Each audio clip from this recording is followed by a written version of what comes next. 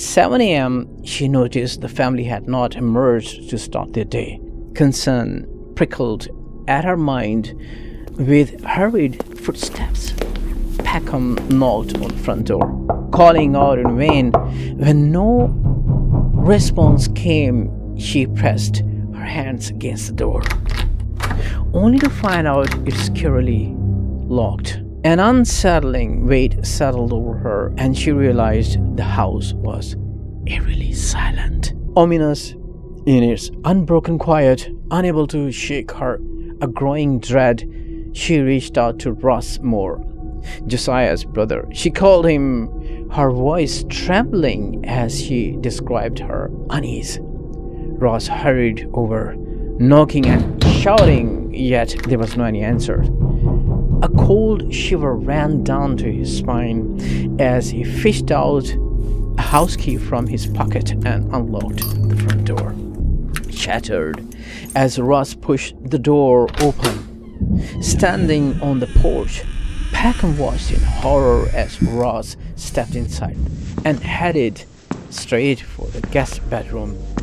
His face paled as he flung open the door, revealing a scene that would haunt Villisca forever. Every member of the Moore family, along with the still injured girls, had been brutally bludgeoned to death. The murder weapon, the blood-stained axe belonging to Josiah Moore, was found abandoned in the guest room, its blade still stained with horror it had inflicted. Case that forever shadows the town and challenges our understanding of justice and darkness. Yeah.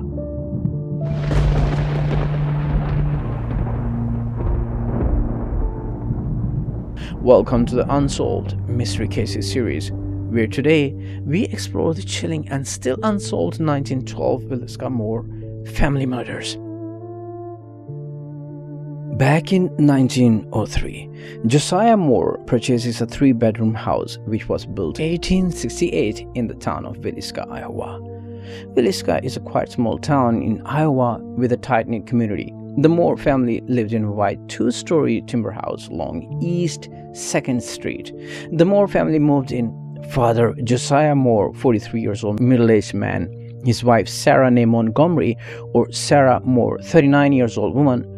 4 of their children: Herman Moore, 11 years old son; Mary Catherine, 10 years old daughter; Arthur Boyd, 7 years old son; and Paul Vernon, 5 years old son. It was a perfect spot, a perfect location. The neighborhood, the area, the society, everything was so great. On June 9, 1912, around 9 p.m., from the children's eldest daughter, Mary Catherine invited Ina May, 8 years old girl, with her sister Lena Gertrude, still injured, 12 years old, friends, to spend the night over the Moore's residence. After attending the Presbyterian church where they participated in the Children's Day program, which Sarah Moore had coordinated, as the program concluded around 9:30 p.m., the Moore and the still injured sisters set out towards Moore House.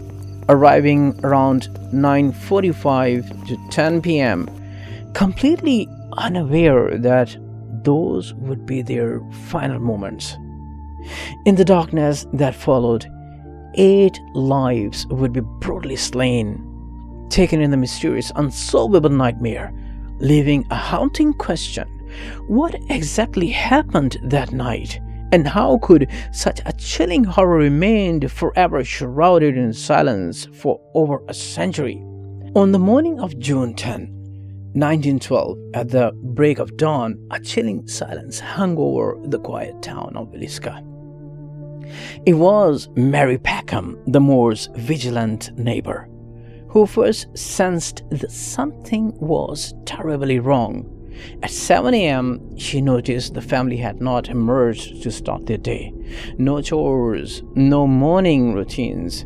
Concern prickled at her mind. With hurried footsteps, Peckham knocked on the front door, calling out in vain. When no response came, she pressed her hands against the door, only to find out it's securely locked. An unsettling weight settled over her, and she realized the house was eerily silent. Her nerves fraying, let the Moors chicken out into the yard, hoping to find out some signs of life, but the house remained still, ominous in its unbroken quiet. Unable to shake her a growing dread, she reached out to Ross Moore, Josiah's brother. She called him, her voice trembling as she described her unease. Ross hurried over, knocking and shouting, yet there was no answer. A cold shiver ran down to his spine as he fished out a house key from his pocket and unlocked the front door. Oh, no. That shouldn't been done. With a question, why? The eerie stillness of the house was shredded as Ross pushed the door open. Standing on the porch, Peckham watched in horror as Ross stepped inside and headed straight for the guest bedroom.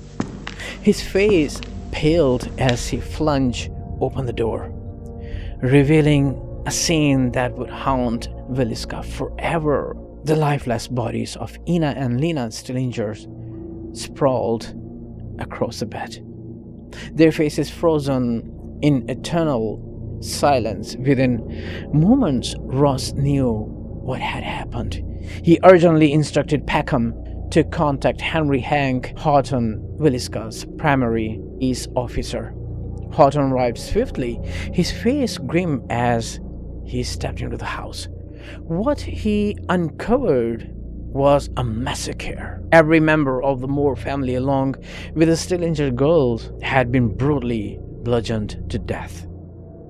The murder weapon, the blood-stained axe belonging to Josiah Moore, was found abandoned in the guest room, its blade still stained with horror it had inflicted. Forensic expert deduced that the murder had occurred between midnight and 5 a.m., the house shrouded in darkness and silence. Strangely, 2 spent cigarettes in the attic suggested that the killer or killers had patiently waited in silence, lurking in the shadows until the family and the guests were asleep. Though official reports later claimed no cigarettes were found. The attack began in the master bedroom where Josiah and Sarah lay helpless. Josiah had endured the most savage blows. His face was mutilated, his eyes had been completely destroyed, and a gouge mark on a ceiling above him hinted at the ferocity of the assault. The killer used the axe blade on Sarah, and the blunt end was employed on the others: Herman, Mary Catherine, Arthur, and Paul, all victims of the same brutal fashion or method. Method was struck down in rapid succession. Afterward, the murderer returned to Josiah's body, delivering additional blows, knocking over a shoe filled with his blood. The killer then moved downstairs, targeting Ina and Lena Stillinger. In a Grostak ritual, a 4-pound slab of bacon was taken from the ice box and laid beside the axe, an act that seemed almost symbolic in its macabre detail. Investigators uncovered untouched food and bloodied water on the kitchen table, adding to disturbing tableau. Law enforcement believed that all the victims except Lena Stillinger had been asleep when attacked. Lena's body told a different story. She appeared to have been awakened and fought back, evidenced by the defensive wound on her arm. She was found laying on her stomach, her body awkwardly positioned. Her undergarments were removed and her legs provocatively arranged, fueling dark speculations that the killer or killers had sexually molested or attempted to do so. But later examinations however, found no conclusive evidences of sexual assault, adding to a house haunting aura. Every mirror had been covered with blankets, clothing, or any available material. The perpetrators had carefully obscured their reflection, a chilling detail that has since become a part of the legend of the house, forever stained with the horror of the night, hiding its secrets behind the veil of clothes and shadows. We talk about the aftermath. The moment that the search of the house concluded, a flood of townsfolk surged inside, eager to glimpse the gruesome scene. By 8:40 a.m., chaos erupted across Villisca as the town central telephone office issued an urgent all calls alert. Every household was ordered to be informed of the murders. Within minutes, the one quiet farmhouse was overwhelmed by the curious onlookers, their presence turning the crime scene into a chaotic spectacle. Some, driven by the morbid fascinations, even stole pieces of the Uzair Sipra skull as souvenirs, desecrating what should have been a sacred scene.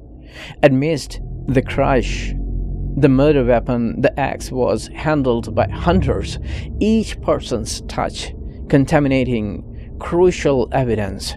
The sheriffs, the powerless in the face of this crowd, struggling for hours to regain control, but the scene remained a madhouse that threw horror hidden beneath a veil of the interferences and the greed. Now, the frustration etched into a voice. Linguist warned that the relentless intrusion of townfolk was jeopardizing the investigations. He urgently urged the sheriff to call in the National Guard, and by 10:30 a.m., a secured perimeters were finally established. Meanwhile, a local druggist known for his hobby of photography arrived, eager to capture the horror on film. But he was swiftly dismissed, told that taking photos was too ghoulish. Some believed his motives were suspect, perhaps driven by the lucrative trade of crime scene postcards that or many drugstores sold at the time, turning the tragedy into the commerce. As the hour dragged into late afternoon, liquidists summoned the coroner's jury to view the bodies, yet they hesitated to enter the house. It wasn't until 10 p.m. permission was granted. Finally, the undertaker to begin removing the victims, and it was nearly 2 a.m. before all the bodies had been transported. Nearly 24 hours after the brutal murders had shattered the peace of the Villisca, in this dark, chaotic aftermath, the true horror of the Villisca axe murder was partially concealed beneath the crowd's greed, interferences, and slow, disjointed efforts to seek justice, leaving behind a haunting mystery that would torment the town for years to come. The investigation into the Villisca murders plunged into the darkness and the mystery from the very start. The doctor estimated that the brutal killing had taken place sometime between midnight to 2 a.m., but the autopsies revealed a harrowing truth. Each victim had succumbed to savage head trauma, its shattered skulls and the destroyed faces. How could a murderer operating in a cramped, cracking confines of the farmhouse move undetected and silenced enough to commit such atrocity? In 1912, toxicology wasn't routine and the truth remained elusive. Cloaked in the shadow and the speculation, evidence grew darker. Still, investigators uncovered an ominous imprint in the hay of the barn. Intruder had entered through a window or an unlocked back door, then concealed themselves, laying and wait until the house fell silent. Upstairs, a gas lamp with its glass chimney removed and its wick turned low, casting only a faint, eerie glow, almost as if the killer wanted to move unseen, hidden into the shadows. Below, investigators found a fragment of a keychain that did not belong to any member of the Moore's family, raising more questions than answers about who might have been lurking into the darkness. With so little to go on, the investigation stalled in its early days. On June 11, 1912, 13 potential witnesses, all while in the shadow of the unknown murderers, still loomed large over Villisca. The case was shrouded in secrecy, suspicion, and dread, an unresolved nightmare that cast a long, dark pall over the town, leaving everyone to wonder who was the monster lurking in the night, and would justice ever be served?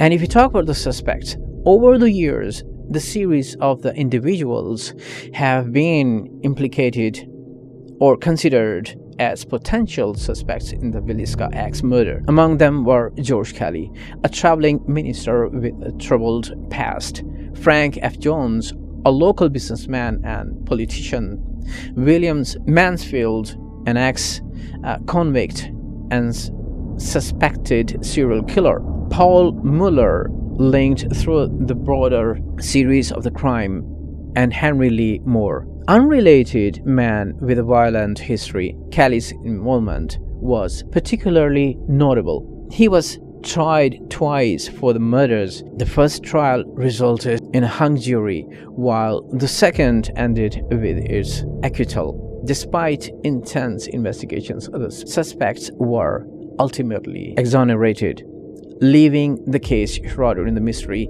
and suspicion. George Kelly confessed in court, but his confession was not accepted by the jury.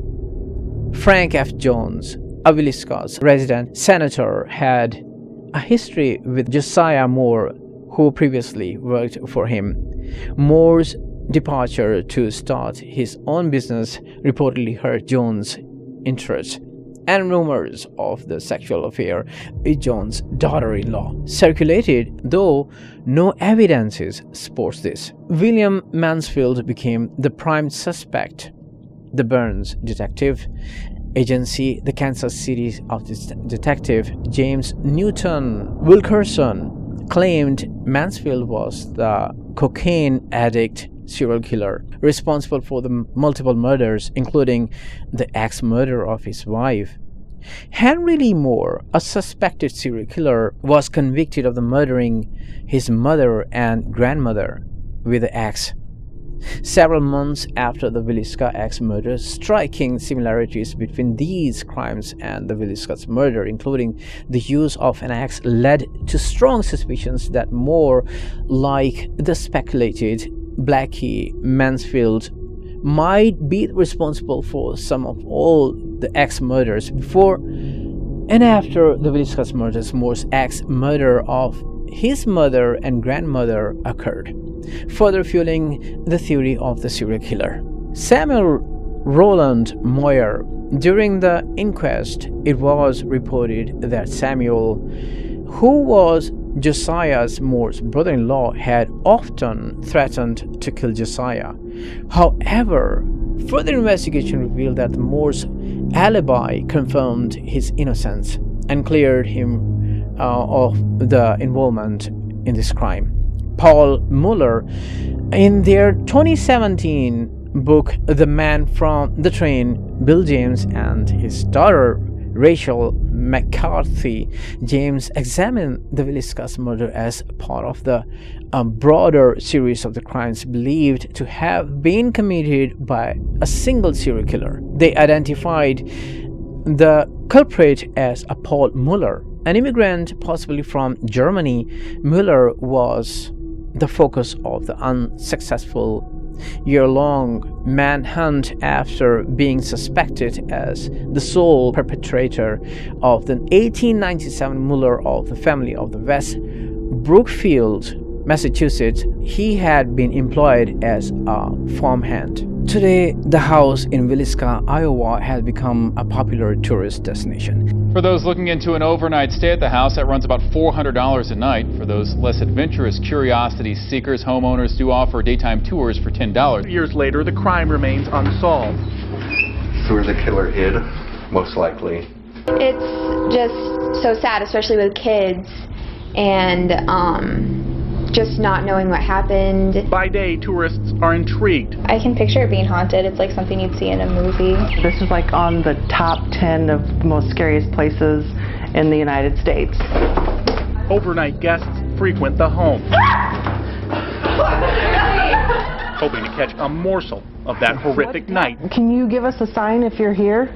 in 1912. Oh my God! Oh my God! Since 1995, a couple has owned the home and restored its actual 1912 condition by undoing all the modern renovations. They now offer tours and overnight stays, emphasizing that the house is haunted due to the tragic event that took place there. The house's reputation as a haunted site draws many visitors interested in their eerie history. I would love to hear from you. If you have found something purely dark or mysterious, can raise more questions in order to investigate further that I may have missed by following the timestamp. And if you're the fan of the dark, mysterious, true crime, horror stories, movie recaps, reviews, or reactions, please follow or subscribe to my channel for more dark, chilling stories. And as always, please take care of yourself and your surroundings. I am Uzair Sipra. Until next time.